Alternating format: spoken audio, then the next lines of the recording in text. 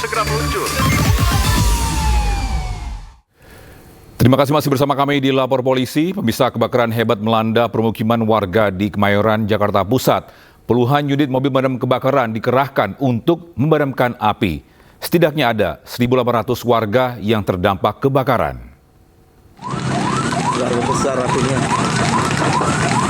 Aduh, lambat sekali. Kobaran api dengan cepat menghanguskan permukiman padat penduduk di Jalan Gempol, Kemayoran, Jakarta Pusat, Selasa siang.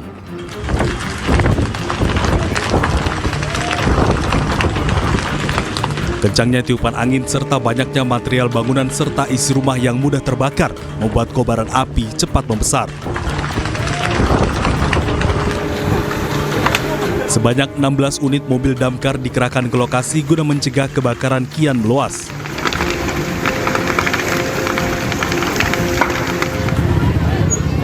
Warga yang panik berusaha untuk menyelamatkan harta benda mereka. Sejumlah warga tak kuasa menahan tangis melihat rumah mereka habis terbakar. Tiba-tiba api gede. Dari listrik atau kompor apa, Bu? Otot. Sempat ada ledakan nggak, Bu, atau gimana, Bu? Tiba-tiba api aja, Bu. Rumah Ibu kena, rumah Ibu.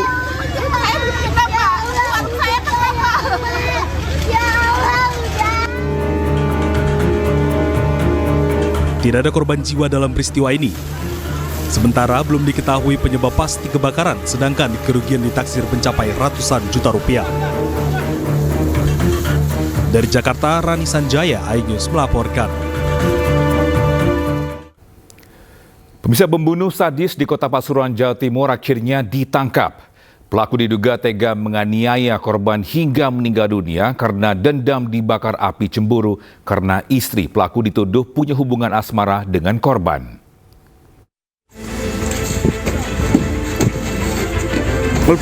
Setelah ditangkap oleh warga, SA pelaku pembunuhan yang dialami Tulus Widianto dievakuasi ke mobil polisi untuk diamankan ke Mapolres Pasuruan, Kota Pasuruan, Jawa Timur. Saat digelandang penyidik, Satreskrim Polresta setempat, pelaku hanya bisa pasrah dan mengaku perbuatannya.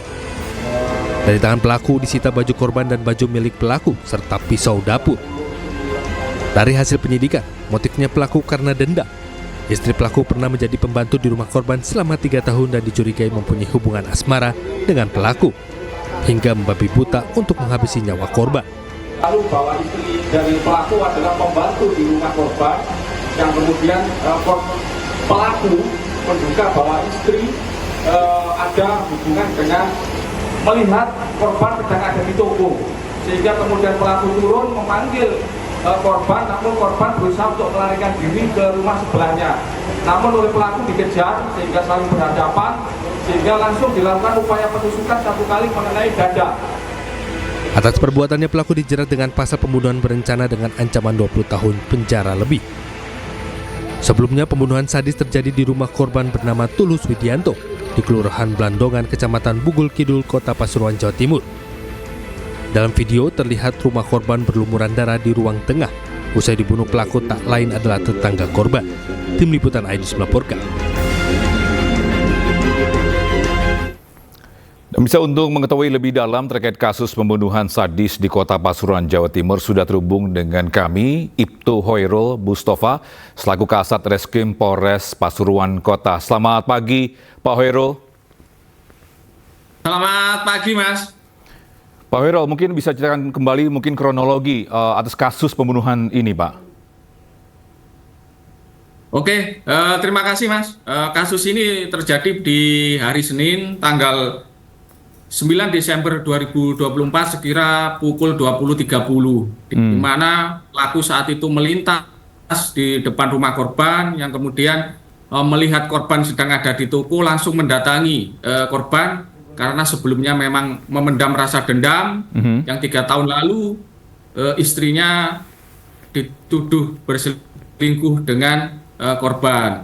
Selanjutnya ketika melihat korban di depan toko, korban langsung turun, langsung menghampiri. Kemudian korban melihat pelaku yang langsung mengacungkan senjata tajam, korban berusaha melarikan diri melewat pintu samping rumah, namun berhasil dihadang oleh pelaku sehingga mereka berhadapan-hadapan dan langsung ditusuk selama sebanyak 1 kali mengenai dada. Di situ langsung berusaha untuk melarikan diri namun terjatuh dan langsung juga ditindih oleh pelaku dan sempat ditusuk sebanyak 3 kali di bagian punggungnya. Demikian, Mas. Baik, Pak Hurul, apakah benar ini dikarenakan karena cemburu? Mungkin ada motif lainkah?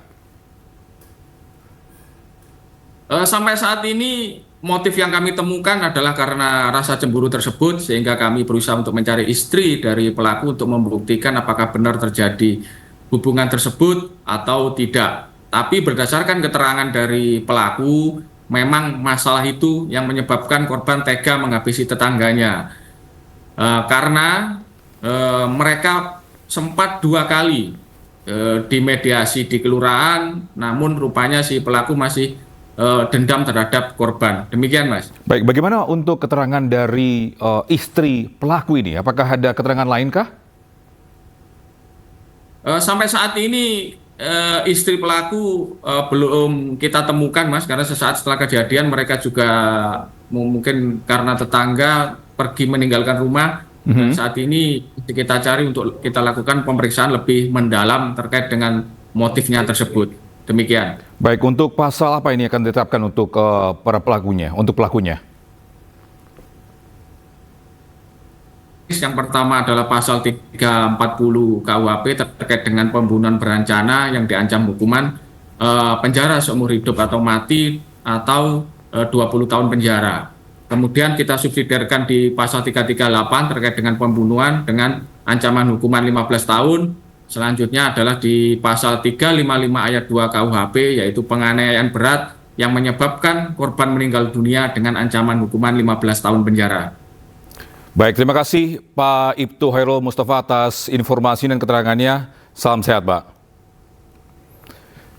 Baik, kita ke informasi selanjutnya, di mana polisi terus mendalami penyidikan kasus pembunuhan ayah dan nenek yang dilakukan pelajar 14 tahun di Lebak Bulus, Cilandak, Jakarta Selatan. Kali ini, ibu pelaku yang juga saksi kunci dimintai keterangan terkait kasus tersebut.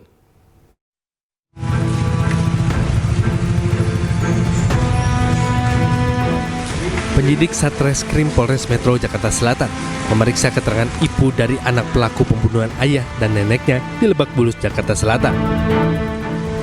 Pengambilan keterangan dilakukan setelah sang ibu merupakan saksi kunci selesai menjalani perawatan di rumah sakit akibat luka tusukan yang dialaminya. Menurut Kapolres Metro Jakarta Selatan, keterangan yang diambil dari sang ibu untuk mendalami bagi kronologi terjadinya peristiwa tersebut. Sementara hingga saat ini, anak yang berkonflik dengan hukum tersebut masih berada di LPAS, tempat penitipan sementara. Pada hari ini, saksi kunci yang mengalami penganiayaan sang ibu sudah kita bisa ambil keterangan.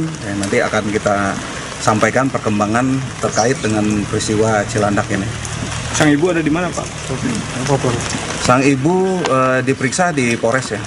Sudah keluar dari rumah sakit ya, Pak? Sudah keluar dari rumah sakit, tapi masih didampingi oleh psikolog ya, karena yang bersangkutan juga terguncang lah gitu, dengan peristiwa ini. Sudah dipertemukankah antara ibu dengan anaknya, Pak? Hingga saat ini belum, karena anak masih ada di rumah aman ya.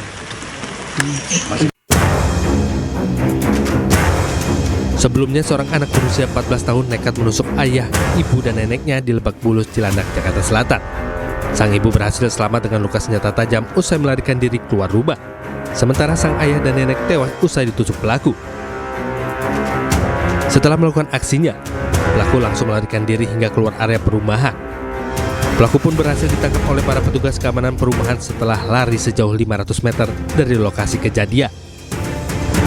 Jasad kedua korban selesai diotopsi di Rumah Sakit Polri, Jakarta Timur. Proses otopsi kedua jenazah telah selesai dilaksanakan pada Sabtu, 7 Desember 2024. Kini kedua jenazah telah dimakamkan oleh pihak keluarga. Jenazah APW, ayah pelaku, dimakamkan di pemakaman keluarga Bogor, sedangkan RM, nenek pelaku, dimakamkan di TPU Tanah Kusir. Tim Liputan Ayam Keluarga.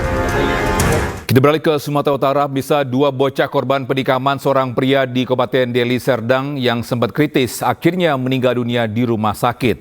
Sebelumnya 3 anak di bawah umur dianiaya dengan senjata tajam oleh tetangganya sendiri.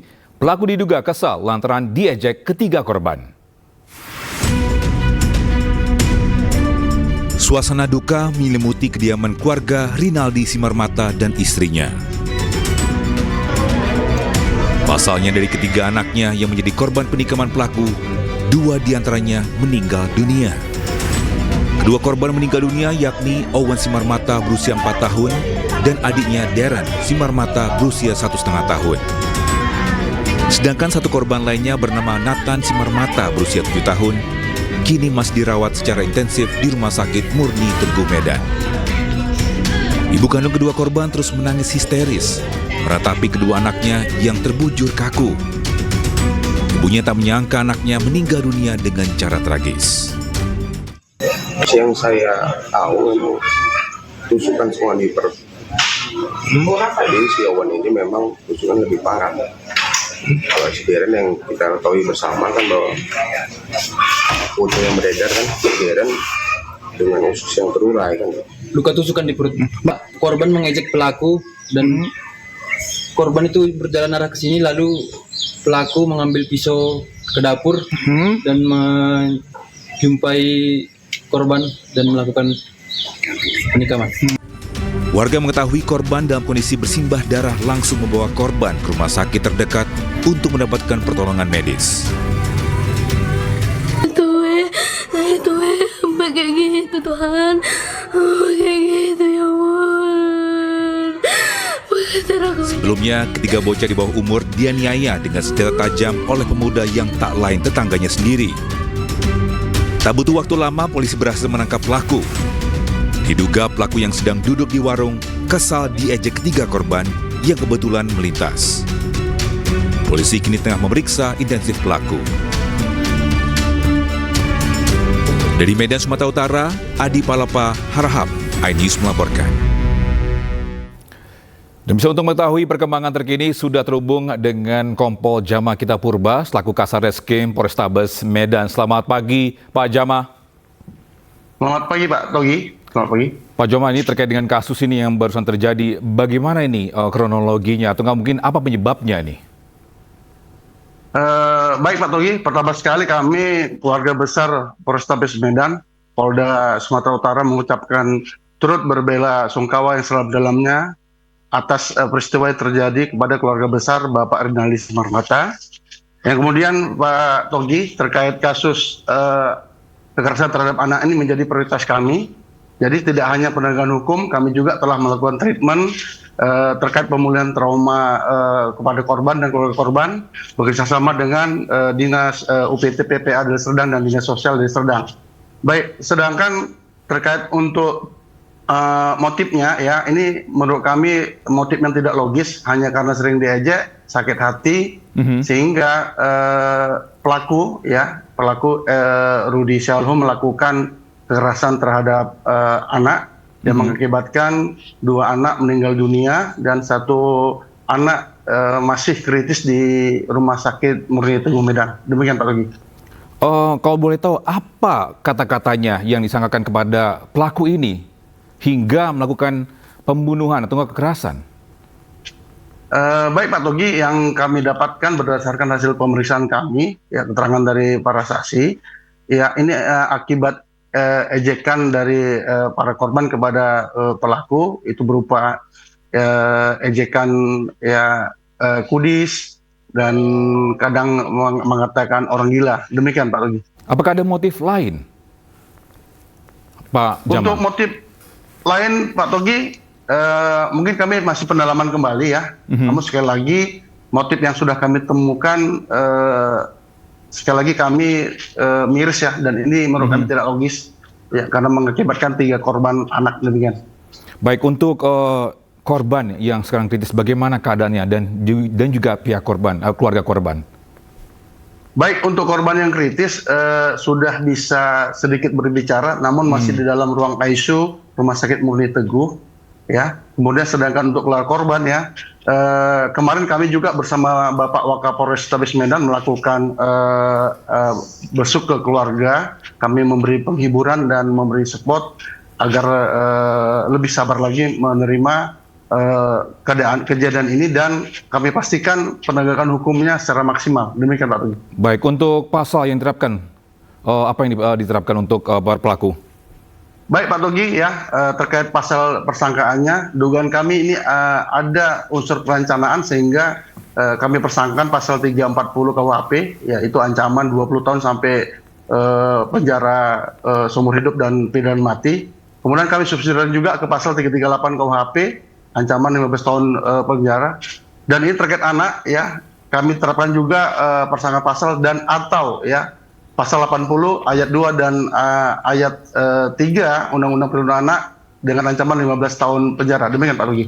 Baik, terima kasih Bapak Kompol Jama Kita Purba selaku Kasat Reskrim Polrestabes Medan atas informasinya. Mauliata Godang dan salam sehat.